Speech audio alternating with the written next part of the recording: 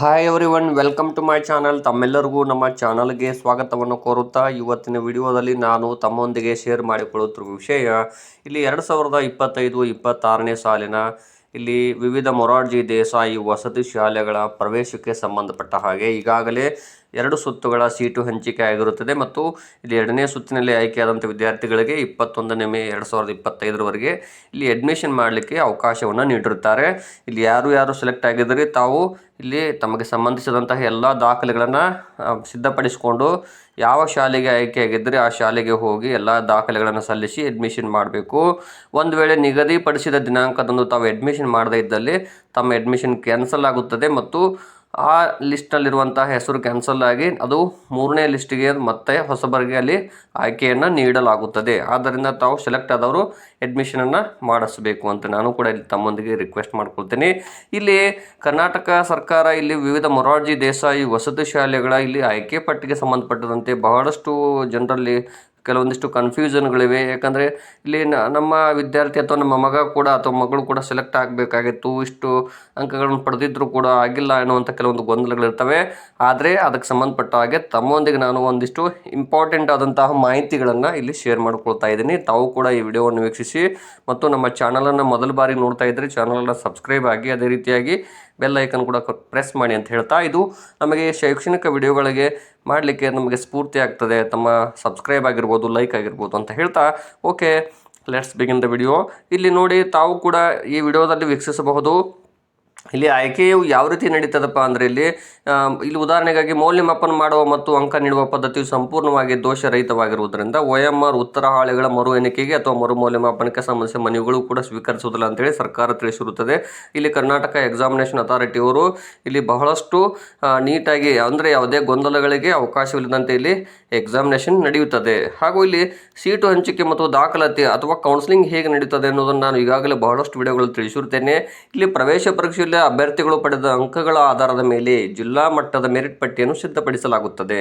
ಇಲ್ಲಿ ಜಿಲ್ಲಾ ಮಟ್ಟದಲ್ಲಿ ಎಲ್ಲ, ಅಂದರೆ ಇಲ್ಲಿ ಪರಿಶಿಷ್ಟ ಜಾತಿ, ಪರಿಶಿಷ್ಟ ವರ್ಗ ಆಗಿರ್ಬೋದು, ಪ್ರವರ್ಗ 1A, 2A ಹಾಗೂ 3A, 3B ಆಗಿರ್ಬೋದು ಮತ್ತು ಸಾಮಾನ್ಯ ವರ್ಗ, ಇದರೊಂದಿಗೆ ಕೂಡ ಬಾಲಕ ಬಾಲಕಿಯರು, ಸ್ಥಳೀಯೇತರ ಮೀಸಲಾತಿಗೆ ಅನುಗುಣವಾಗಿ ಆನ್ಲೈನ್ನಲ್ಲಿ ಸೀಟು ಹಂಚಿಕೆಯನ್ನು ಮಾಡಲಾಗುತ್ತದೆ.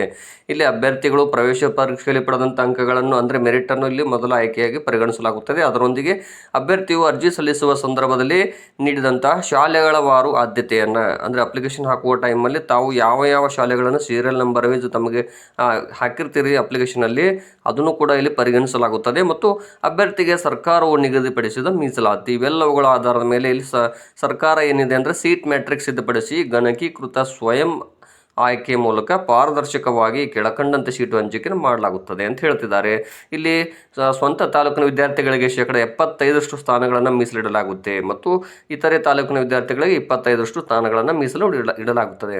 ಇಲ್ಲಿ ಮೊದಲನೇ ಸುತ್ತಿನಲ್ಲಿ ಹಂಚಿಕೆ ಆಗದೆ ಖಾಲಿ ಉಳಿದ ಸೀಟುಗಳು, ಅದು ಮೊದಲನೇ ಸುತ್ತಿನಲ್ಲಿ ಹಂಚಿಕೆ ಪಡೆದು ಶಾಲೆಗೆ ದಾಖಲಾಗದೆ ಉಳಿದ ಸೀಟುಗಳನ್ನು ಕ್ರೋಢೀಕರಿಸಿ ಇದನ್ನು ಮೊದಲನೇ ಸುತ್ತಿನಲ್ಲಿ ಭಾಗವಹಿಸಿ ಸೀಟು ಹಂಚಿಕೆ ಆಗದೇ ಇರುವ ಅಭ್ಯರ್ಥಿಗಳನ್ನು ಮಾತ್ರ ಪರಿಗಣಿಸಿ 2ನೇ ಸುತ್ತಿನ ಜಿಲ್ಲಾ ಮಟ್ಟದ ಆನ್ಲೈನ್ ಸೀಟು ಹಂಚಿಕೆ ಮಾಡಲಾಗುತ್ತೆ. ಮತ್ತು 2ನೇ ಸುತ್ತಿನ ಪ್ರವೇಶ ಪರೀಕ್ಷೆ ಮುಕ್ತಾಯದ ನಂತರ ಮತ್ತೆ ಖಾಲಿ ಉಳಿದ ಸೀಟುಗಳ ಆಧಾರದ ಮೇಲೆ 3ನೇ ಸುತ್ತಿನ ಕೌನ್ಸಿಲಿಂಗ್ ಕೂಡ ನಡೆಯುತ್ತದೆ.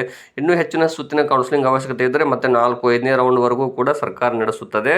ಇಲ್ಲಿ ಬಹಳಷ್ಟು ವಿದ್ಯಾರ್ಥಿಗಳು ಇರೋ ಗೊಂದಲ, ಇಂಪಾರ್ಟೆಂಟ್ ಏನು ವಿಷಯ ಅಂದರೆ ಇಲ್ಲಿ ನಮ್ಮ ಮಗ ಮತ್ತು ಆಯ್ಕೆ ಆಗಬೇಕಾಗಿತ್ತು ಅಂಥೇಳಿ ತಾವು ಕೆಲವೊಂದಿಷ್ಟು ನನಗೆ ಮೆಸೇಜ್ ಮಾಡಿರ್ತೀರಿ ಅಥವಾ ಸಂದೇಶವನ್ನು ಕೂಡ ನೀಡಿರ್ತೀರಿ, ಇಲ್ಲಿ ರಿಪ್ಲೈ ಮಾಡಿರ್ತೀರಿ.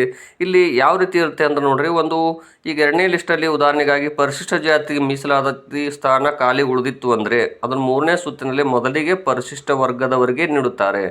ಒಂದು ವೇಳೆ 3ನೇ ಲಿಸ್ಟಲ್ಲಿ ಕೂಡ ಪರಿಶಿಷ್ಟ ವರ್ಗದ ವಿದ್ಯಾರ್ಥಿ ಇಲ್ಲದೇ ಇದ್ದಲ್ಲಿ ಮೊದಲಿಗೆ ಪ್ರವರ್ಗ 1 ವಿದ್ಯಾರ್ಥಿಗಳನ್ನು ತೆಗೆದುಕೊಳ್ತಾರೆ. ಅದೇ ರೀತಿಯಾಗಿ ಪ್ರವರ್ಗ 1 ವಿದ್ಯಾರ್ಥಿಯು ಇಲ್ಲ ಅಂದಲ್ಲಿ 2A ಮತ್ತು 2B, 3A, 3B ಅಭ್ಯರ್ಥಿಗೆ ಅವಕಾಶವನ್ನು ಕಲ್ಪಿಸ್ತಾರೆ. ಇದೇ ರೀತಿ ಪರಿಶಿಷ್ಟ ವರ್ಗದ ಸ್ಥಾನ ಖಾಲಿ ಉಳಿದರೆ ಮೊದಲು ಪರಿಶಿಷ್ಟ ಜಾತಿ, ಅಂದರೆ ಪರಿಶಿಷ್ಟ ಪಂಗಡದ ವರ್ಗ ಸ್ಥಾನ ಖಾಲಿ ಉಳಿದರೆ ಮೊದಲಿಗೆ ಪರಿಶಿಷ್ಟ ಜಾತಿ ವಿದ್ಯಾರ್ಥಿಯನ್ನು ತೆಗೆದುಕೊಳ್ತಾರೆ. ಅವರು ಇಲ್ಲದೇ ಇದ್ದಲ್ಲಿ ಪ್ರವರ್ಗ 1 ವಿದ್ಯಾರ್ಥಿಗಳನ್ನು, ನಂತರ 2A ವಿದ್ಯಾರ್ಥಿಗಳನ್ನು, ಅವರು ಇಲ್ಲದೇ ಇದ್ದಲ್ಲಿ 2B, 3A, 3B ಹೀಗೆ ಅಭ್ಯರ್ಥಿಗಳಿಗೆ ಅವಕಾಶವನ್ನು ಕಲ್ಪಿಸ್ತಾರೆ. ಮತ್ತು ಇಲ್ಲಿ ಪ್ರವರ್ಗ 1 ಖಾಲಿ ಉಳಿದ್ರೆ ಮೊದಲಿಗೆ 2A ಆಗಿರ್ಬೋದು, 2B, 3A, 3B ಪರಿಶಿಷ್ಟ ಜಾತಿ, ತದನಂತರ ಪ್ರವರ್ಗ ಅಭ್ಯರ್ಥಿಗಳಿಗೆ ಅವಕಾಶವನ್ನು ಕಲ್ಪಿಸ್ತಾರೆ. ಇದೇ ರೀತಿ ಎಲ್ಲ ಕಾಸ್ಟ್ಗಳಿಗೆ ಇದು ಅನ್ವಯವಾಗುತ್ತದೆ. ಇಲ್ಲಿ ಉದಾಹರಣೆಗೆ ತಾವು ನೋಡ್ಬೋದು 3Bಯಲ್ಲಿ ಖಾಲಿ ಉಳಿದ್ರೆ ಮೊದಲಿಗೆ ಪ್ರವರ್ಗ 1, ಆಮೇಲೆ 2A, 2B, 3A ಮತ್ತು ಪರಿಶಿಷ್ಟ ಜಾತಿ, ಕೊನೆಗೆ ಪರಿಶಿಷ್ಟ ಪಂಗಡದ ಅಭ್ಯರ್ಥಿಗೆ ಅವಕಾಶವನ್ನು ಕಲ್ಪಿಸ್ತಾರೆ. ಇನ್ನು ಬಾಲಕ ಸ್ಥಾನ ಖಾಲಿ ಉಳಿದರೆ ಅದೇ ವರ್ಗದ ಬಾಲಕಿಯರಿಗೆ ಅವಕಾಶವನ್ನು ಕಲ್ಪಿಸ್ತಾರೆ ಮತ್ತು ಬಾಲಕಿಯ ಸ್ಥಾನ ಖಾಲಿ ಉಳಿದರೆ ಅದೇ ವರ್ಗದ ಬಾಲಕರಿಗೆ ಅವಕಾಶವನ್ನು ಕಲ್ಪಿಸ್ತಾರೆ. ಇದೆಲ್ಲ ನೋಡಿದಾಗ ಇಲ್ಲಿ ಅರ್ಜಿಯನ್ನು ತಾವು ಇಲ್ಲಿ ಲಿಸ್ಟನ್ನು ಬಿಟ್ಟಿರ್ತಾರೆ, ತಾವು ಕೂಡ ವೀಕ್ಷಿಸ್ತಾ ಹೋಗ್ಬೋದು. ಅಂದರೆ ಇಲ್ಲಿ ಮೊದಲಿಗೆ ಮೆರಿಟ್ ಪಟ್ಟಿಯನ್ನು ಬಿಟ್ಟಿದ್ರು. ಆ ಮೆರಿಟ್ ಪಟ್ಟಿ ನೋಡ್ತಾ ಹೋದಾಗ ಬಹಳಷ್ಟು ವಿದ್ಯಾರ್ಥಿಗಳು ಸೇಮ್ ಆದಂಥ ಅಂಕಗಳನ್ನು ಪಡೆದಿರ್ತಾರೆ. ಅಲ್ಲಿ ತಾವು ಕೂಡ ರ್ಯಾಂಕಿಂಗ್ ನೋಡ್ತಾ ಹೋಗ್ತೀರಿ. ಆ ರ್ಯಾಂಕಿಂಗ್ ಜೊತೆಗೆ ಇಲ್ಲಿ ಸರ್ಕಾರದ ಮೀಸಲಾತಿ ನೀತಿ ಆಗಿರ್ಬೋದು, ಅದರೊಂದಿಗೆ ಇಲ್ಲಿ ಕೌನ್ಸಿಲಿಂಗ್ ನಿಯಮಾವಳಿಗಳ ಆಧಾರದ ಮೇಲೆ ಇಲ್ಲಿ ಸೆಲೆಕ್ಷನ್ ನಡೀತದೆ. ಹಾಗಾಗಿ ಇಲ್ಲಿ ಸಮಾನ ಅಂಕಗಳು ಬಂದಾಗ ಮೆರಿಟ್ ಹೇಗೆ ನಿರ್ಣಯ ಆಗುತ್ತದೆ ಅಂತ ನೋಡೋಣ. ಒಂದು ವೇಳೆ 2 ಅಥವಾ ಅದಕ್ಕಿಂತ ಹೆಚ್ಚು ಅಭ್ಯರ್ಥಿಗಳು ಪ್ರವೇಶ ಪರೀಕ್ಷೆಯಲ್ಲಿ ಪಡೆದ ಅಂಕಗಳು ಒಂದೇ ಆಗಿದ್ದಲ್ಲಿ ಆ ಅಭ್ಯರ್ಥಿಗಳ ವಯಸ್ಸಿನ ಆಧಾರದ ಮೇಲೆ ಅವರ ನಡುವಿನ ಮೆರಿಟನ್ನು ನಿರ್ಧರಿಸಲಾಗುತ್ತದೆ. ಅಂದರೆ ಇಂಥ ಸಂದರ್ಭದಲ್ಲಿ ಮೊದಲನೇದಾಗಿ ಅಂದರೆ ವಯಸ್ಸಿನಲ್ಲಿ ಕಿರಿಯನಾದ ಅಭ್ಯರ್ಥಿಗಿಂತಲೂ ವಯಸ್ಸಿನಲ್ಲಿ ಹಿರಿಯನಾದ ಅಭ್ಯರ್ಥಿಯನ್ನಲ್ಲಿ ಪರಿಗಣಿಸಲಾಗುತ್ತದೆ. ಏಜಲ್ಲಿ ಸಣ್ಣ ವಯಸ್ಸಿನವ್ರಿಗಿಂತಲೂ ಸ್ವಲ್ಪ ಡೇಟ್ ಆಫ್ ಬರ್ತ್ ಸ್ವಲ್ಪ ಜಾಸ್ತಿ ಇದ್ದಂಥ ವಿದ್ಯಾರ್ಥಿಯಲ್ಲಿ ಪರಿಗಣಿಸಲಾಗುತ್ತದೆ. ಅಂದರೆ ಸಮ ಅಂಕಗಳು ಬಂದಾಗ. ಒಂದು ವೇಳೆ ಇಬ್ಬರು ವಯಸ್ಸು ಸೇಮ್ ಇದ್ದಾಗ ಮೊದಲನೇದಾಗಿ ಏನು ಮಾಡ್ತಾರೆ ಅಂದರೆ ಅವರ ಅಭ್ಯರ್ಥಿ ಹೆಸರಿನ ವರ್ಣಾಕ್ಷರದ ಕ್ರಮಾನುಸಾರ ಆಧಾರದ ಮೇಲೆ ಅಲ್ಫಾಬೆಟಿಕ್ ರೇಂಜನ್ನು ನೋಡ್ತಾರೆ. ಅಲ್ಲಿ ಉದಾಹರಣೆಗಾಗಿ ಎ ಅಕ್ಷರದಿಂದ ಪ್ರಾರಂಭವಾಗುವ ಅಭ್ಯರ್ಥಿ ಮತ್ತು ಬಿ ಅಕ್ಷರದಿಂದ ಪ್ರಾರಂಭವಾಗುವ ಅಭ್ಯರ್ಥಿ ಇಬ್ಬರು ವಯಸ್ಸು ಒಂದೇ ಆಗಿದ್ದಲ್ಲಿ, ಇಬ್ಬರು ವಯಸ್ಸು ಒಂದೇ ಆಗಿದ್ದರ ಜೊತೆಗೆ ಇಬ್ಬರು ಸೇಮ್ ಆದಂಥ ಅಂಕಗಳನ್ನು ಪಡೆದುಕೊಂಡಂಥ ಸಂದರ್ಭದಲ್ಲಿ ಎ ಅಲ್ಫಾಬೆಟಿಕಲಿ ಹೆಸರು ಏನಿರ್ತದಲ್ಲ ಮೊದಲು ಎ ಅಕ್ಷರದಿಂದ ಪ್ರಾರಂಭವಾಗುವ ವಿದ್ಯಾರ್ಥಿಯಲ್ಲಿ ಪರಿಗಣಿಸಲಾಗುತ್ತದೆ. ಆದರೂ ಕೂಡ ಇಲ್ಲಿ 2 ಅಥವಾ ಅದಕ್ಕಿಂತ ಹೆಚ್ಚು ಸಮ ವಯಸ್ಸಿನ ಅಭ್ಯರ್ಥಿಗಳು ಇದ್ದ ಪಕ್ಷದಲ್ಲಿ ಇಲ್ಲಿ ವಯಸ್ಸು ಸೇಮ್ ಆಗಿರುತ್ತೆ, ಅವರ ಅಲ್ಫಾಬೆಟಿಕ್ ಹೆಸರು ಕೂಡ ಸೇಮ್ ಆಗಿತ್ತು, ಡೇಟ್ ಆಫ್ ಬರ್ತ್ ಕೂಡ ಸೇಮ್ ಆಗಿತ್ತು ಅಂದಾಗ ಅವರ ತಂದೆಯ ಹೆಸರಿನ ವರ್ಣಾಕ್ಷರದ ಕ್ರಮಾನುಸಾರ ಮೆರಿಟನ್ನು ನಿರ್ಧರಿಸಲಾಗುತ್ತದೆ. ಎಲ್ಲದೂ ಆದಮೇಲೆ ಕಡೆಗೆ ಏನು ಮಾಡ್ತಾರೆ ಅಂದರೆ ಇಲ್ಲಿ ಅವರ ಫಾದರ್ ನೇಮ್ ಇರುತ್ತಲ್ಲ ಅದನ್ನು ಕೂಡ ಅಲ್ಫಾಬೆಟಿಕ್ ನೋಡ್ತಾರೆ. ಅವರ ಉದಾಹರಣೆಗಾಗಿ ಎ ಅನ್ನುವಂಥ ವಿದ್ಯಾರ್ಥಿ ಹೆಸರಿನ ತಂದೆ ಹೆಸರು ಇಲ್ಲಿ ಬಿ ಅಕ್ಷರದಿಂದ ಪ್ರಾರಂಭವಾಗಿತ್ತು. ಅದೇ ಸೇಮ್ ಇನ್ನೊಬ್ಬ ವಿದ್ಯಾರ್ಥಿಯದು ಕೂಡ ಇಲ್ಲಿ ಡಿ ಅಕ್ಷರದಿಂದ ಪ್ರಾರಂಭ ಆಗಿತ್ತು ಅಂದರೆ ಅಲ್ಲಿ ಎ ವಿದ್ಯಾರ್ಥಿಯ ತಂದೆ ಹೆಸರು ಬಿ ಆಗಿರುತ್ತಲ್ಲ ಆ ವಿದ್ಯಾರ್ಥಿಯನ್ನು ಅಲ್ಲಿ ಸೆಲೆಕ್ಟ್ ಮಾಡ್ತಾರೆ. ಈ ರೀತಿಯಾಗಿ ಇದು ಮುಂದುವರಿಯುತ್ತದೆ.